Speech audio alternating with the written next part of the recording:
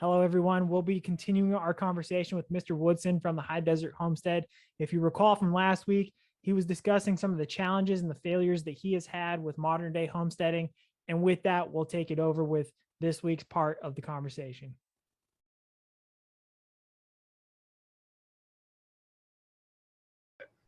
Well, I asked that question because I kind of anticipated that was going to be your answer, because a big risk, what may seem like a big reward, can also be a failure that puts you under and you cannot recover from it. So most everything we do is very calculated. And I assume that was the same with you. So that, yeah, confirms that you don't live by taking huge risk. Yeah. You can't, where it's a matter of life and death. And I've, years ago, I've had 2 businesses fail. So I've kind of been through that, where somebody's, threw a really good opportunity in front of me and I went, oh yeah, let's do this.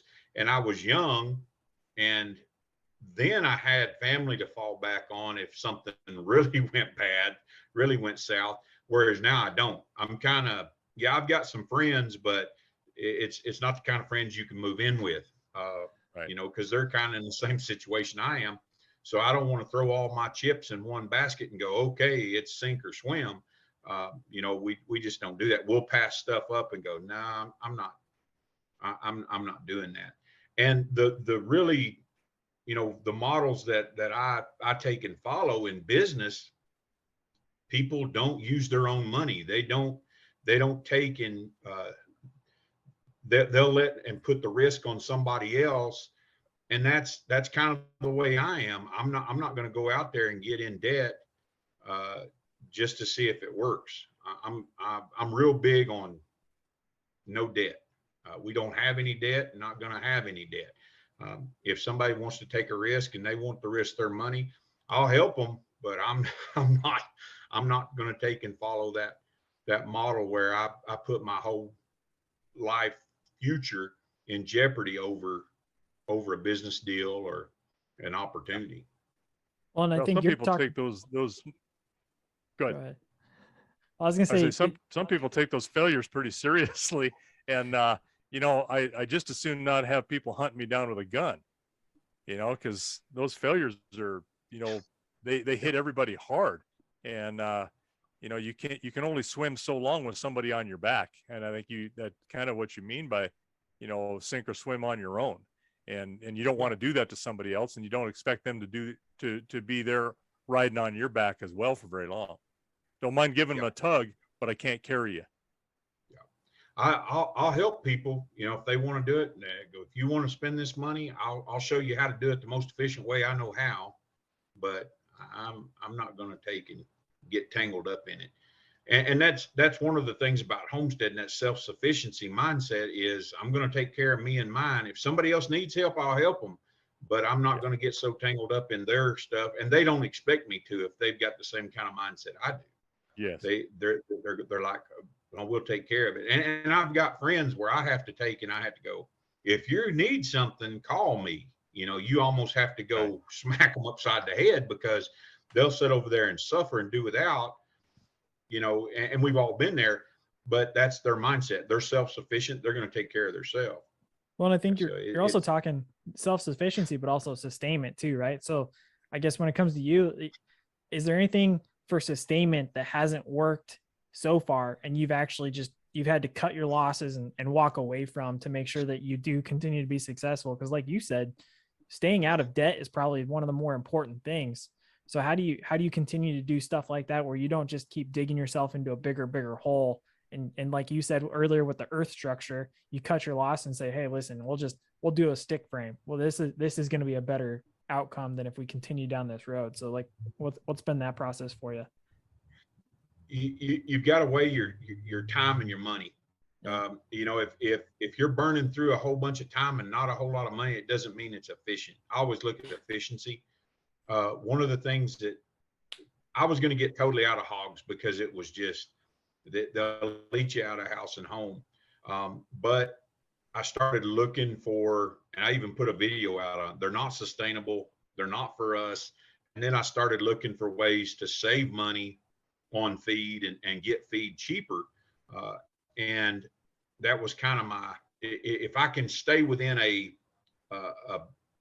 budget on feed, then yeah, I'll keep them. But if they start getting out of that budget where I'm going over all the time, I'm getting out.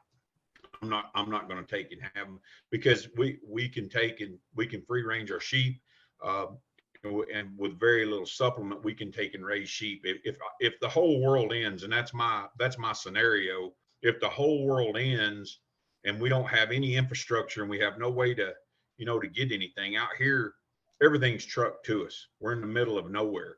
So if something happens to where I can't do that, my horses and my sheep are still going to be okay. My chickens are going to be okay. I can take care of them. Hogs are not that sustainable, but I said I'm going to keep them if I can keep them within this budget. So having a plan, knowing exactly what you're feeding, knowing exactly what you're getting out of them, and knowing what that payoff is at the end is really important. And that's one of the things that I learned ranching. They didn't just throw some cows out there and hope for the best.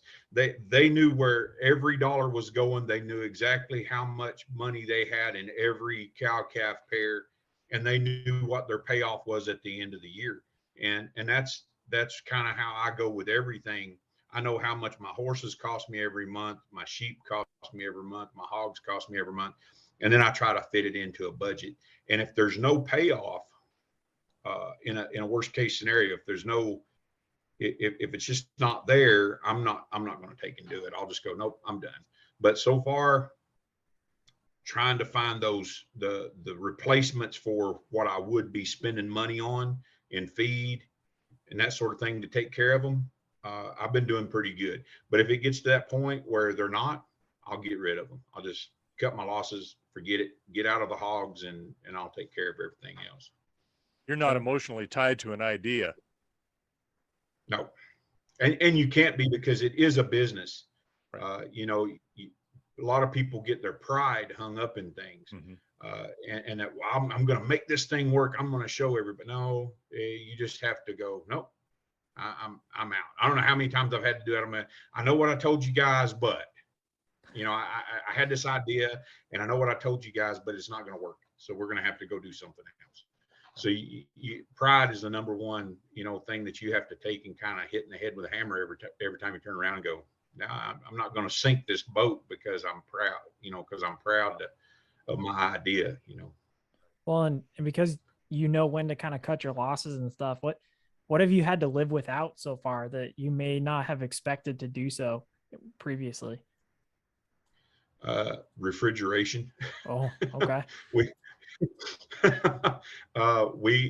we had to change, our diet, because refrigeration is the number one energy consumer in any house.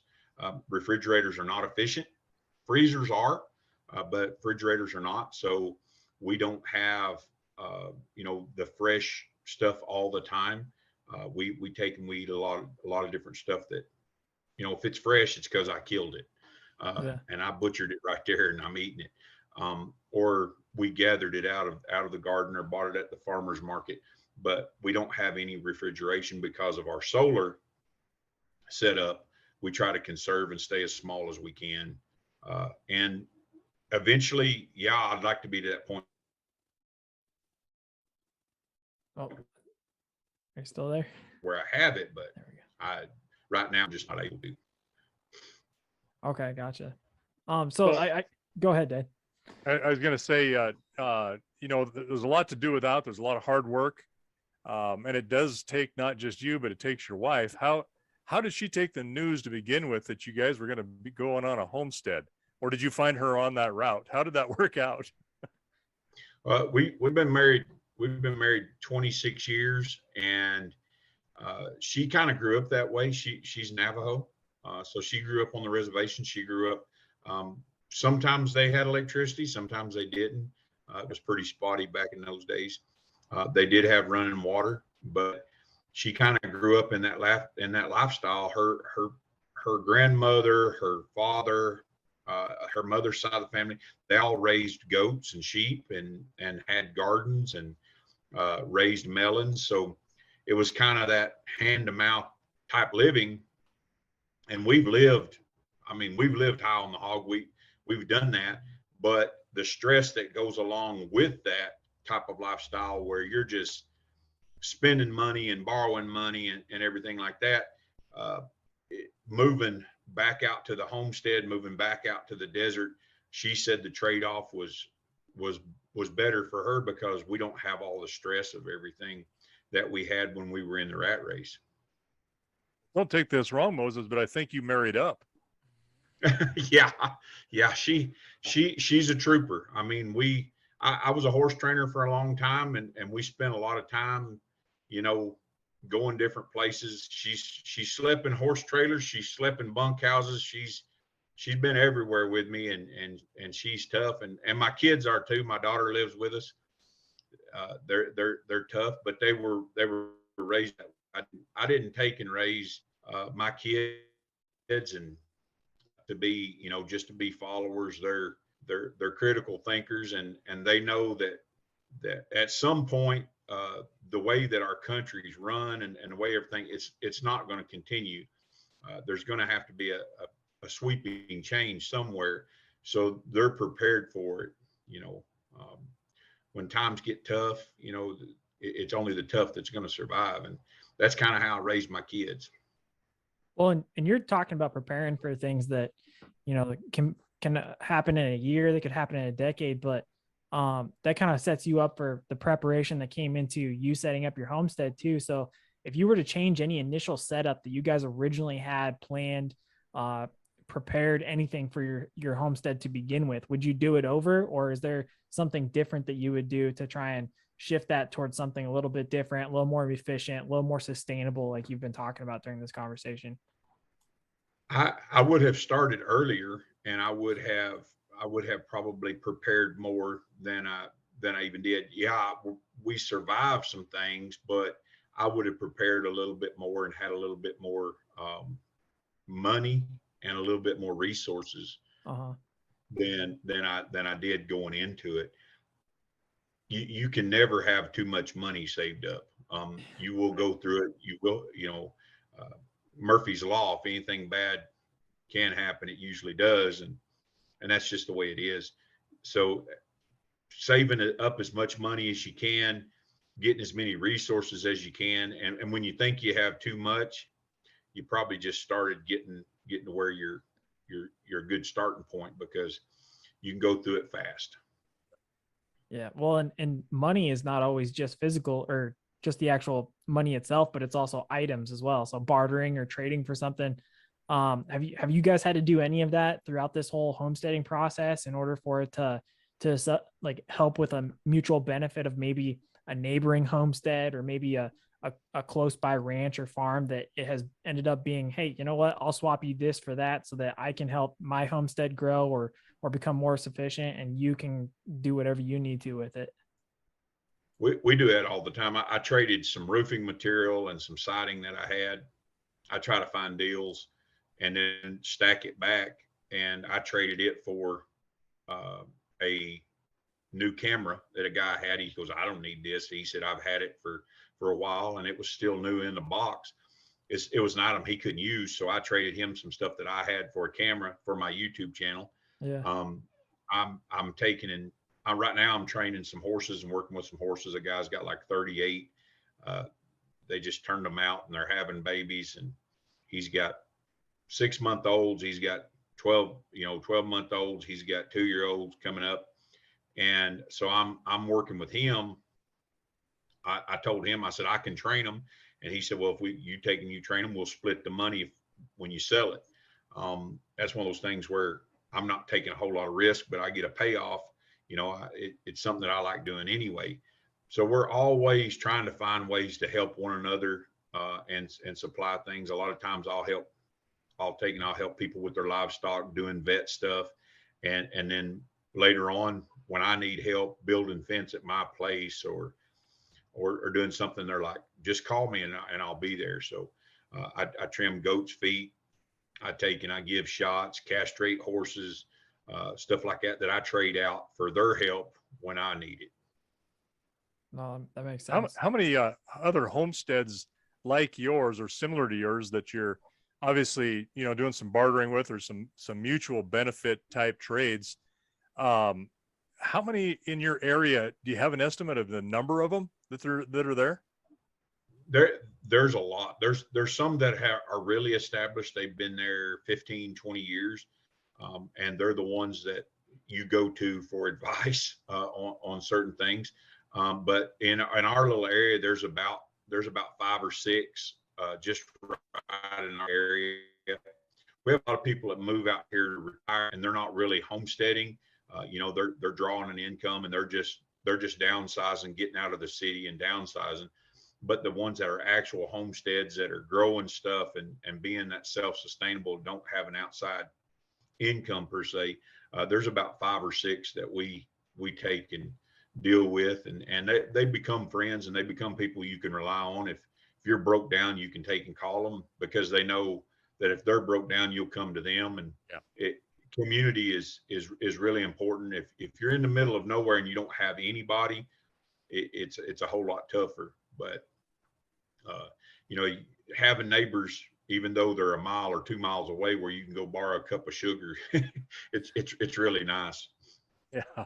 Well, and when people are doing what you're doing with that like mind, they're much more willing to help you, I think, too, because they know the bind you're in at the time, and they know that you're gonna, at some point, you're gonna pay that back. It may not be with that cup of sugar, you know, you may be with a smoked ham or something. You never know. Yeah, yeah, and it's when you get away from the rat race, you begin to be a little bit more compassionate, because you know, you're in a tough situation, you've been there, and you see somebody in that situation, you go, man, I need to take it. And you have that, you're compelled to kind of take and jump in there and help somebody, because you find yourself in that same situation where we say we're isolated, but I think people that are in the rat race are more isolated, because it's just them and their little circle, and they don't really see, you know, the plights of their fellow man as much, unless it's just, you know, it just smacks them in the face. Whereas we kind of see it every day in our life, and just that fellowship of like-minded people, we can kind of take and share and be a little bit more compassionate with one another than people do. I was in business for years, and it's cutthroat. You know, they may smile at you, and they may, you know, when you're you're doing something good for them, they may take and like you, but it's cutthroat when it comes down to it. If they can save $1, they're going to. But out here, it's, you know, if they don't pay me back, you know, in whatever, but they take and they show up at Christmas time or Thanksgiving, you know, and they bring that dish, then that camaraderie is worth a whole lot more than whatever it is that I had to give up to help them out. Right. Yeah. We also, you know, kind of shifting away from people, but more towards nature. Nature is a thing that's it can either be a godsend or it can be a destructive force. And you've probably seen some of our recent stuff this year with the drought. We had to make some serious decisions with what we're doing with the herd and whatnot. So weather very much is a challenge for us, whether it's the summertime or the wintertime. You know, he's out there feeding in below zero weather now, and it can really influence whether or not you succeed or you fail. Is you've already talked about a little bit about procuring water, and then how wind can really impact buildings and structures. Is very much the same thing for you guys down there in Arizona, or is it kind of not as much of an influencer? And is there something else that more influences you guys?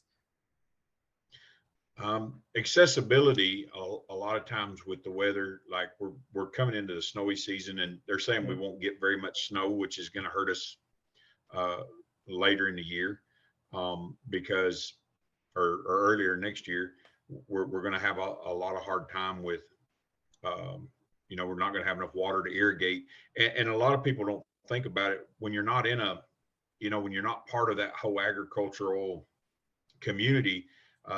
It hurts us because hay will be higher, because it'll be scarcer, because we didn't get the snowfall that we needed. So the ranchers and the farmers don't get the water they need in order to grow the hay that I'm buying. So we're always looking at the weather, getting in and out of our homestead. We have 10 miles of dirt road.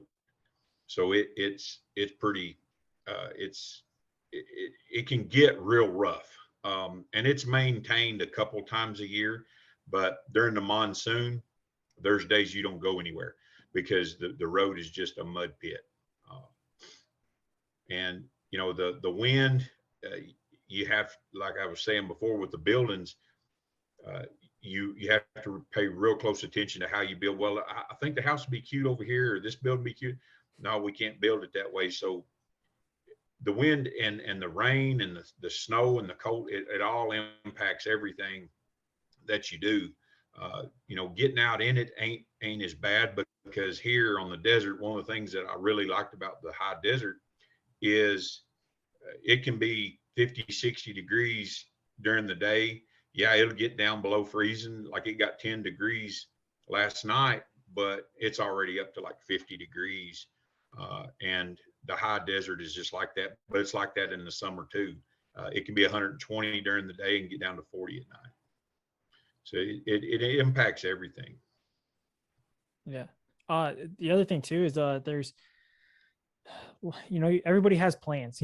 You said you've been doing this for 3 years. We got long-term plans, short-term plans. So when it comes to your homestead, obviously your short-term plans originally were just to move on to the place, get enough stuff so you could be there. Now you're there, you're slowly building things up, being more self-sustaining. What's kind of your long-term outlook and how you kind of want to be by the time either, you know, it's the end of your life or you go to pass it on to your kids? What's kind of that end state that you're looking at?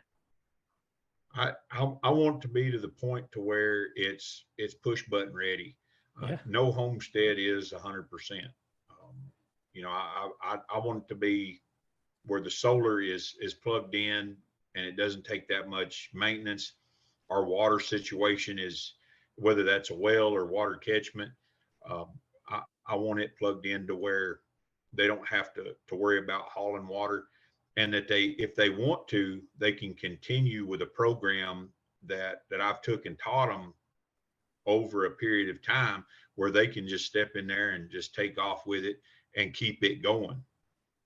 You know, and then I've always taught my kids, if you see a better way of doing something, take and tell me, take and show me.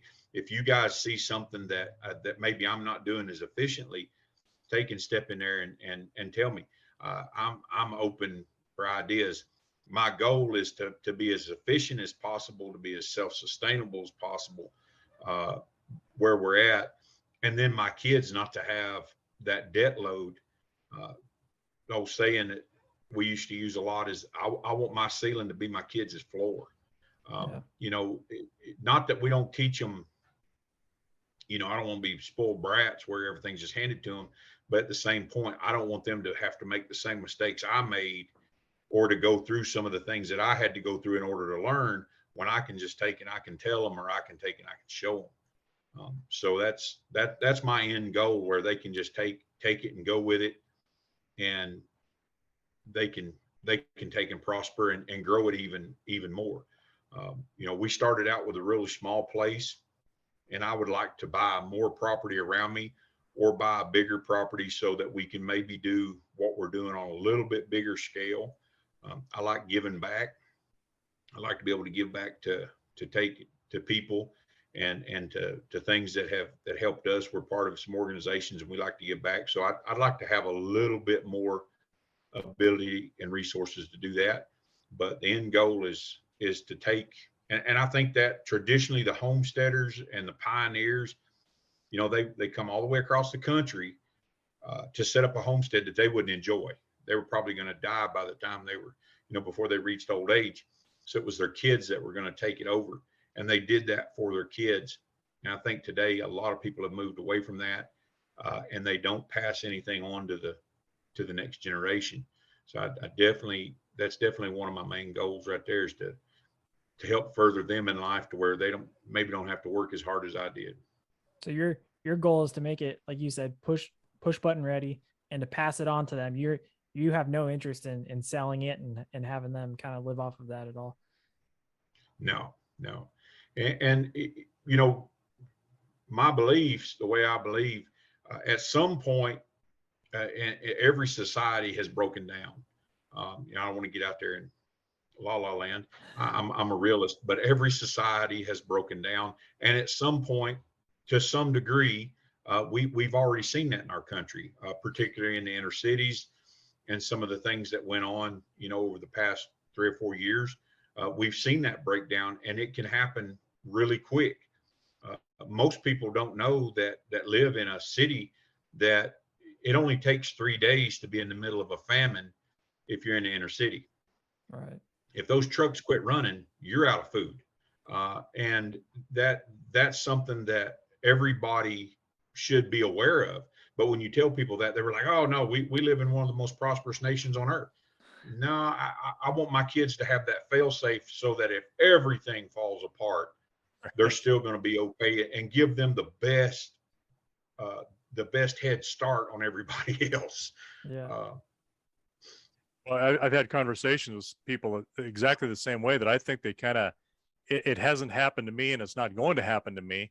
And I'll say, you know what, my grandparents told me, and they still had habits I've picked up from them when they lived through the Depression. And you mentioned that earlier, but Depression era influence. And I've had people tell me, well, yeah, but that only happens, you know, once in a lifetime. Well, you know what? I'm the second lifetime since that happened. So when is it due? You know, it can happen, as you say, anytime. So you still got to be prepared for that, or you should be prepared for that. And I don't think we're ever prepared enough. I know there's other things I want to do or have or be able to do, because I don't feel like we're push button by any means at all. We'd survive, but man, it'd be tough, and it'd be tougher, a whole lot tougher than what we're doing right now. Yeah, definitely. I always go back to Katrina. You know, they shut down everything coming in and out of the Gulf when Katrina happened. The hurricane hit, and there was people who were surrounded by water and were thirsty. You know, they didn't know how to take and filter water. They didn't even know how to boil water or start a fire. They didn't know any of that stuff. And those people down there, I had friends who were trucking in and out of there, and they wouldn't let you take food down there. They wouldn't let you take stuff out of there. And anything like that, it doesn't have to be a societal breakdown.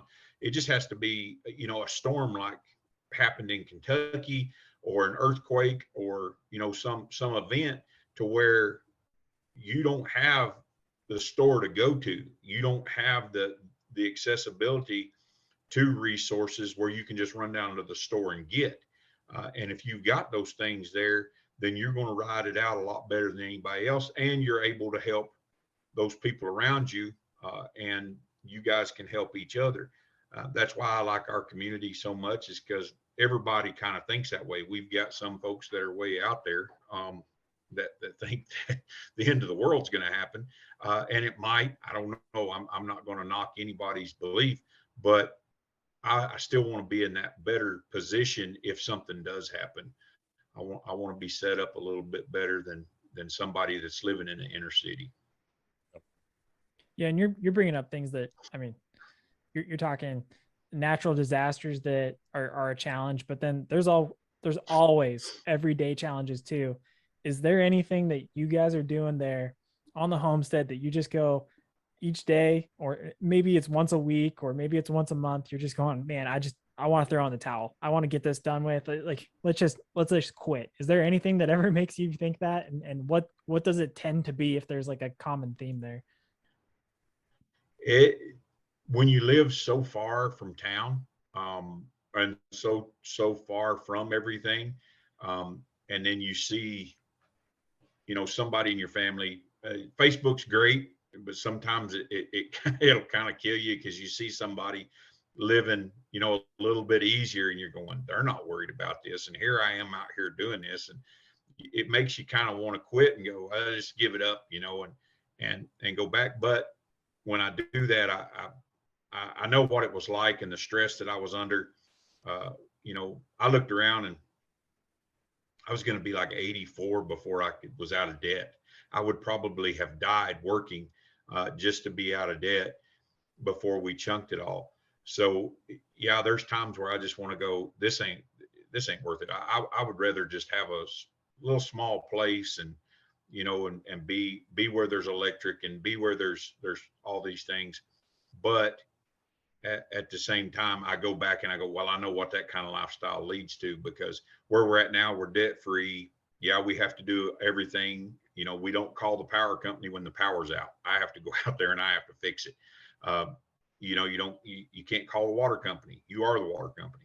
Yeah. So those types of things eventually will get you down minutes of trying to build and get you down where you go, this just ain't worth it. I just like to walk into a house and be able to flip a switch on and turn a knob and get hot water. It'll get you down. But at the same time, I remember what it was like when I had that, and the stress that I was under, and everything. And you can't live a luxurious lifestyle and not have that stress, unless you're just a trust fund baby, and I'm nowhere near that. So that option's out for me.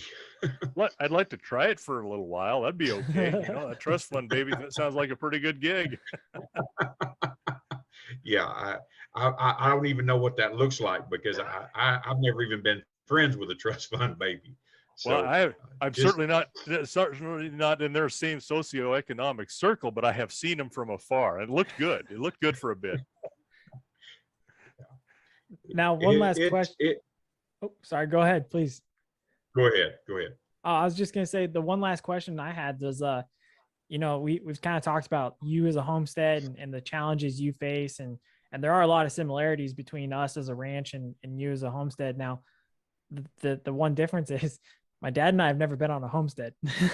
So I know you said you've worked ranches and farms and stuff like that. So to kind of wrap this up, if you could tell us and explain to us and the audience, those who have stuck along with us this far, what's the biggest difference between a ranch and a farm compared to a homestead, and maybe what's the best way to compare those two very different lives? Because there's a lot of similarities. They're both agriculturally based. There's history, the Homestead Act and everything for both sides. But what's really the difference between a ranch and a farm versus that homestead that you're living?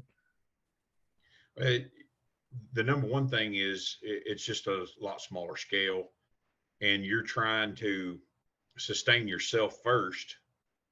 Whereas with a farm and a ranch, you're producing a whole lot of surplus to feed a nation, hopefully for a profit.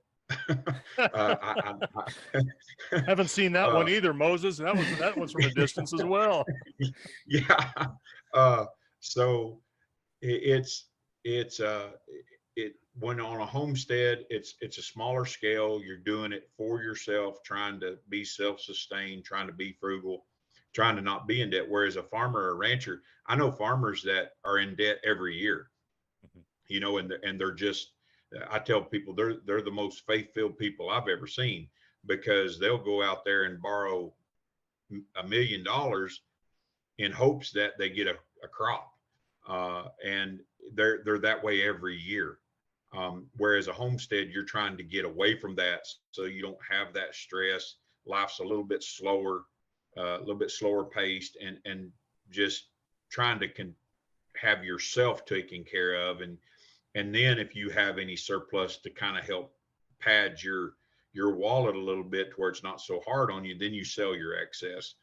But the farmers and the ranchers, you guys are out to take and feed as many people as you can and maximize on the profits if you can. And it's a little bit more risk on the farmers and ranchers than it is on the homestead. Because on the homestead, it's just really small scale, trying to do it debt free. Whereas it's just hard to do when you're trying to have that much surplus of crops and that much surplus of protein, like hogs or beef, or even horses. I won't even get into horses. Horses are just a cost. I don't care what you do with them. You never come out on horses. But that's kind of the difference. Smaller scale, trying to take care of yourself, whereas a farmer or rancher is trying to grow surplus to take and feed a whole lot of people and make a profit. Now, a follow up with that is when it comes to homesteads, you're talking really the difference is the scale because of the surplus and everything. What's the largest homestead that you have witnessed, worked alongside, or anything like that? Because I guess this is the one thing that I'm going to break our own rule. We've talked about this before. Like normally you don't ask what's the amount of head of animals you have or what's your acreage, but what kind of a size acreage do you have, and what's the largest one that you've seen compared to you?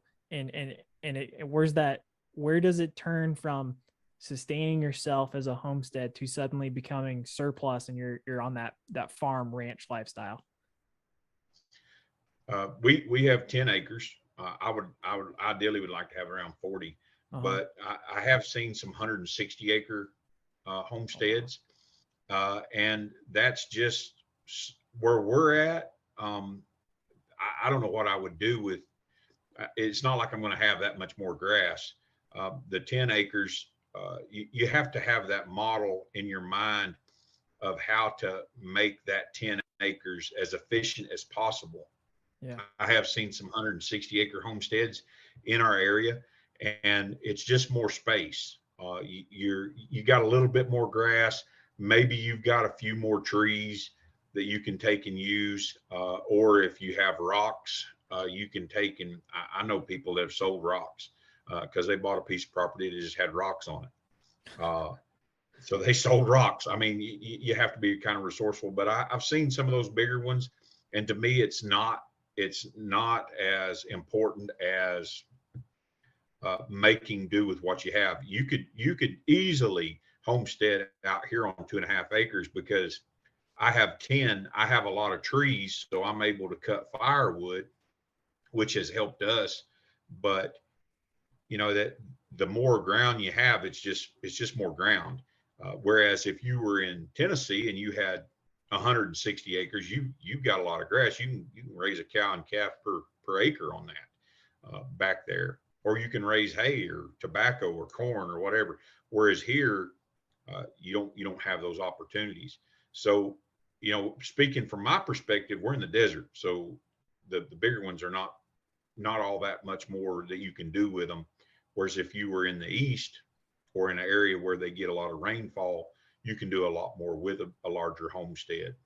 So I think the breaking over point there is when you stop just providing for yourself and you have that surplus to sell where you're making a profit. And there's a lot of genres out there now. I mean, you've got these hobby farms that do pumpkin patches and corn mazes and, you know, their destination wedding spots. And there's just a whole bunch of stuff that you could do where nobody wants to come get married in the desert. I'm limited on what I can do. So I don't need 160 acres. It's that 10 acres is plenty for me. I would like to have about 40 acres. I could do a little bit more sheep, have a little bit more room to move stuff around and rotate and take advantage of it when we do have grass. But it's just more land. It's just more open land, that a buffer between you and the neighbor, basically. It doesn't really profit you anything to have more land when you live on the desert. No, that makes complete sense. Well, Moses, thank you again for joining us today. Anybody who stuck with us to this point, I know this will probably be a 2-part episode.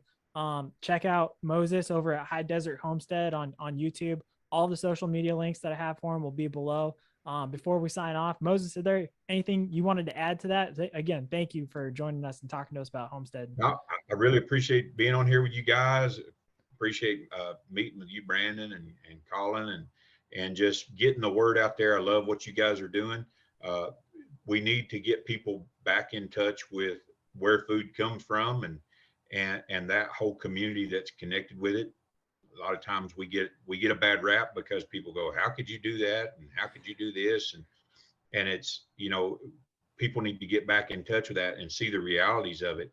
And even if you don't have anything to do with agriculture, even if you're not ever going to grow anything, or you need to know where your food comes from and know about that process and know why we do what we do. Absolutely. and just get an education out there. Yeah, absolutely right. Well, Moses, thank you so much. We really appreciate it. Please give your wife and your daughter a big old squeeze and of appreciation, and hope that you guys do well and have a Merry Christmas. And just like you and our audience, we will thank you till you're better paid, sir. Thank you.